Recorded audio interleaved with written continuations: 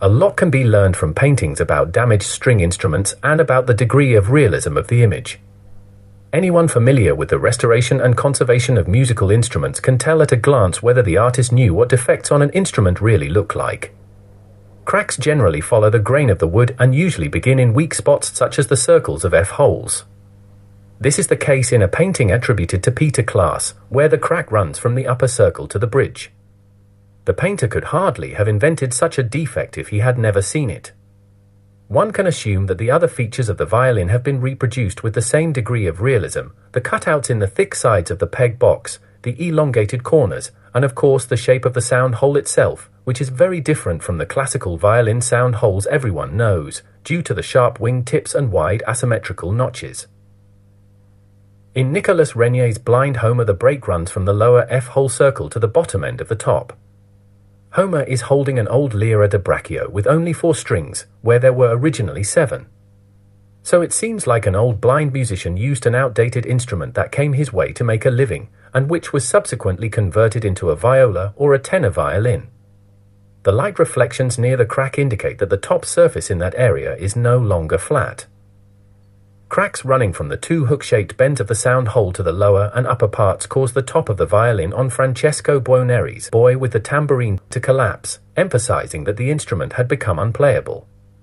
Such cracks can be seen on many works of art from the 16th to the 18th century on violins as well as on viols. The high ribs of viols, bass violins, and double basses are also prone to cracking, as evidenced by many Dutch master painters, but the most iconic representation of a damaged string instrument was undoubtedly depicted by Raphael. Parts of the top have recessed or have even been torn out near the sides, revealing its thickness. Based on this painting, a number of reconstructions have been made showing the peculiar arching of the top and the linings glued on the outside. Strangely enough, the bridge remains standing even though the strings are loose. Perhaps it is held in place by the varnish or some other type of finish that has weakened under the pressure of the bridge's feet. Rib cracks are also seen in Caravaggio's lute player in the Hermitage. Caravaggio's sense of detail is almost photographic.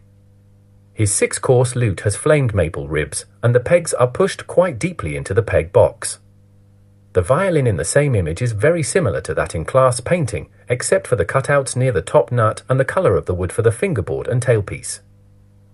The violin in the musician's Braw by Georges de Latour is in poor condition, even though it is made of beautiful deep-flamed maple. Precisely this feature is at the origin of the strange patterns of the fractures, sometimes following the waves of the wood grain as they move up and down, causing weaknesses cross-grain. This is what happened near the heel and at the ribs. The musician may have used his violin as a weapon, as illustrated in some 17th and 18th century graphic works. The central joint of the back is also loosening, and the nearby longitudinal fracture might be a sound post crack, revealing a higher positioning of the post than is common today. Willem van Mieris masterfully reproduced woodworm holes when he painted a hurdy-gurdy with a top that was bent over the monoxyle body. The latter was attacked from the bottom end, where the end grain gave easy access to the parasites. The dirty spots, the small cracks in the tailpiece and ribs, the rusty crank and the grubby carrying strap indicate that the instrument had been around for some time. In Apollo flaying Marsyas, possibly by Antonio de Bellis, a string instrument, most likely a viol, has its loose neck lay nearby, but the bridge is standing on its top as if the strings were still on. Nonetheless, the elements used to visualize the idea of a damaged instrument are realistic enough to establish that the artist made direct use of an existing model in his studio.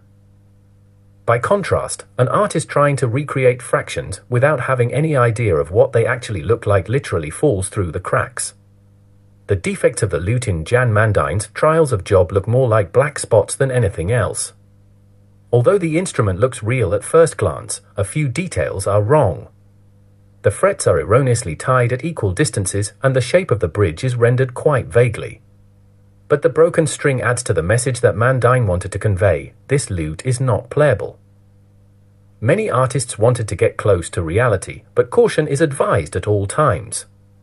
Stylistic features and individual artistic skills must be taken into account when assessing the documentary value of any iconographic source.